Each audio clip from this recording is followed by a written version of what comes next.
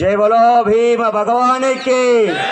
రెండు చేతులు ఎత్తి కనిపించాలి. ఇక్కడి నుంచి కృష్ణమణికి చూస్తే ఇక్కడే ఉంటాడు అమిత్ షా, ఇక్కడ కనిపించడానికి. జై బలో భీమ భగవానికి, జై బలో భీమ భగవానికి. ఈరోజు మనం రాజ్యాంగ హక్కుల సాధన సభగా ఒక సభ పెట్టుకుంటా ఉన్నాం. ఈ సభ పెట్టుకోవాల్సిన సందర్భాలు వస్తున్నాయంటే కూడా ఈ ప్రధాన కారకులు ఎవరైనా ఉన్నారంటే కూడా అది కూడా మనమే. మనము మన వరకు వచ్చేంతవరకు మేలుకోకుండా రేపొద్దున ఎప్పుడైనా మన ఇంటికి వస్తుందేమో చూద్దాము అనే ఒక సందర్భాలలో ఇంకా అందరం కూడా పడుకొనే ఉన్నాం. అవునా కాదా? అవునా కాదా? ఇంకా మనం గట్టిగా పోరాడితే ఇవాళ ఈ సందర్భాలు వచ్చేవా మనకి? మనము సాధన సభ కాకుండా రాజ్యాంగ హక్కుల రజోత్సవాల సభ పెట్టుకోవాల్సిన సందర్భాలలో ఇంకా సాధన గురించే మనం పోరాడుతూ ఉన్నామంటే మన నిస్సహాయ స్థితి చాలా ఇంకా చాలా తక్కువగా ఉన్నదని చెప్పి అర్థం చేసుకోవాలి సందర్భాలకి.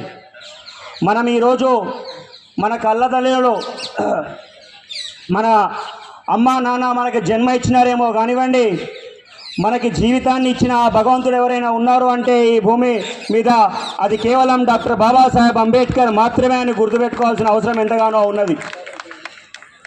ఈవేళ గల్లీ నుంచి ఢిల్లీ వరకు మనమందరం వివిధ హోదాలలో పనిచేస్తూ ఖద్దరు బట్టలు వేసుకొని ఏసీ కార్లలో తిరిగి ఏసీ బంగ్లాలలో ఉంటున్నాము అంటే దీంట్లో మనకి వారసత్వంగా వచ్చినటువంటి ఆస్తులు చాలా తక్కువ. వారసత్వంగా మన అమ్మ నాన్న మన తాత ముత్తాతలు ఇచ్చిన ఆస్తులు చాలా తక్కువ. మన వారసత్వం ఏమైనా ఉంది అంటే అది డాక్టర్ బాబాసాహెబ్ అంబేద్కర్ గారు ఇచ్చిన కేవలం రాజ్యాంగం మాత్రమే అని చెప్పి మరొకసారి తెలియజేస్తూ ఉన్నా. మన గురించి అనేక సందర్భాలలో డాక్టర్ బాబాసాహెబ్ అంబేద్కర్ ఎంతగానో అవస్థలు పడ్డారు, మాటలు పడ్డారు. అనేక సందర్భాలలో ఆయన ఒక చిన్న ఎగ్జాంపుల్ మీకు చెప్తా. నాకు తెలిసిన టైం అయిపోతుంది, ఒక 2 నిమిషాలలో ఖతం చేస్తా. ఒక్క 1 మినిట్. డాక్టర్ బాబాసాహెబ్ అంబేద్కర్ 2వ రౌండ్ టేబుల్ కాన్ఫరెన్స్లో అవుతున్నప్పుడు రాత్రి సుమారు 2-3 గంటలు అవుతున్నప్పుడు పాత్రికేయ మిత్రులు పోయి డాక్టర్ బాబాసాహెబ్ అంబేద్కర్ గారిని పలకరించాలనే ఉద్దేశంతో పోతారు. అక్కడ మిస్టర్ గాంధీ గారు పడుకొని ఉంటారు. మిస్టర్ గాంధీ అసిస్టెంట్ చెప్తారు, సార్ పడుకొని ఉన్నారు, రేపు పొద్దున్న రండి మాట్లాడదాము అని చెప్పి. అదేవిధంగా జిన్నా వాళ్ళ రూమ్ దగ్గర పోయినప్పుడు సార్ పడుకొని ఉన్నారు, రేపు పొద్దున్న రండి అని చెప్తారు. డాక్టర్ బాబాసాహెబ్ అంబేద్కర్ గారు రూమ్ దగ్గర పోయినప్పుడు ఇంకా రూమ్లో లైట్ వెలుగుతూ ఉంటుంది, అతని చేతిలో పెన్ను, కింద పేపర్ల పైన ఏదో రాసుకుంటూ ఉంటారు.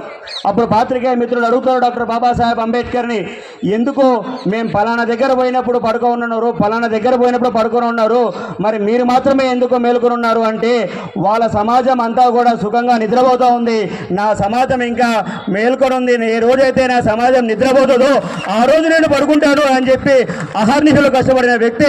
మన దేవుణ్ణి మనం ఎప్పుడూ కూడా గుర్తుపెట్టుకోవాల్సిన అవసరం ఎంతగానో ఉన్నది. ఈ రోజు అనేక మంది పాలకులు, కేంద్ర పాలకులు కానివ్వండి, కొన్ని రాష్ట్రాలలో పాలకులు కానివ్వండి, వాళ్ళకి ఏదో 400 సీట్లు వస్తే, 500 సీట్లు వస్తే, 400 సీట్లు వచ్చినంత మాత్రాన మేము రాజ్యాంగాన్ని మార్చేస్తామని చెప్పి ఒక భ్రమలో ఉంటా ఉన్నారు. ఈ భారతదేశంలో 130 కోట్ల జనాభాలో దాదాపు 70 కోట్ల మంది, 60 కోట్ల మంది ఓటు హక్కు వినియోగాలు ఉంటే దాంట్లో 30 కోట్ల మంది జనాభా దళితులు ఉన్న సంగతి మర్చిపోతూ ఉన్నారు కేంద్ర ప్రభుత్వంలో. ఎట్టి పరిస్థితుల్లో కేంద్ర ప్రభుత్వం ఇది మర్చిపోవద్దు అని చెప్పి చెప్తా ఉన్నా. అదేవిధంగా నిన్నగాక మొన్న 6 నెలల కిందట so called home minister Amit Shah గారు మాట్లాడతారు, మీరు డాక్టర్ బాబాసాహెబ్ అంబేద్కర్ పేరు తీసుకుంటేనే ఏదేదో అయిపోతుంది, దాని బదులు భగవంతుని పేరు తీసుకుంటే అవుతుంది. నేను ఇక్కడి నుంచి మరొక్కసారి అమిత్ షాకి హెచ్చరిస్తున్నా, ఏ భగవంతుడు పంపిస్తారో నువ్వు పార్లమెంటుకు పోలే, కేవలం డాక్టర్ బాబాసాహెబ్ రచించిన రాజ్యాంగ పరంగా నువ్వు అమిత్ షా పార్లమెంట్లో కూర్చున్నావు, హోమ్ మినిస్టర్ అయినావు. ఇంకొకసారి భారత రాజ్యాంగం కాదు కానీ డాక్టర్ బాబాసాహెబ్ పేరు కానీ తప్పుగా ఉచ్చరిస్తే మాత్రం ఇవాళ ఢిల్లీ దాటి ఢిల్లీ వరకు వచ్చినాం, ఢిల్లీ దాటి పార్లమెంట్ రావడానికి, కృష్ణమీదం రావడానికి మరొక్క 10 నిమిషాలు మాత్రమే సమయం పడుతుంది. దయచేసి గుర్తుపెట్టుకోవాలా, ఇంకా సమయం చాలా తక్కువ ఉన్నది. కాబట్టి నా తర్వాత ఇంకొక విషయం చెప్పాలా, నేను అద్దంకి దయాకర్ అన్న ఇదే ఫస్ట్ టైం కలిసి ప్రయాణించడం. నేను కలిసి ప్రయాణించేటప్పుడు అన్న ఒక పొద్దున ఒక మాట అన్నాడు. నేను ఫ్లైట్లో దిగి ఇటు వస్తూ ఉంటే, అన్న నేను ఒక్కనే కాదు నాతో పాటు ఇంకొక 100 మంది లీడర్లు తయారు కావాలా.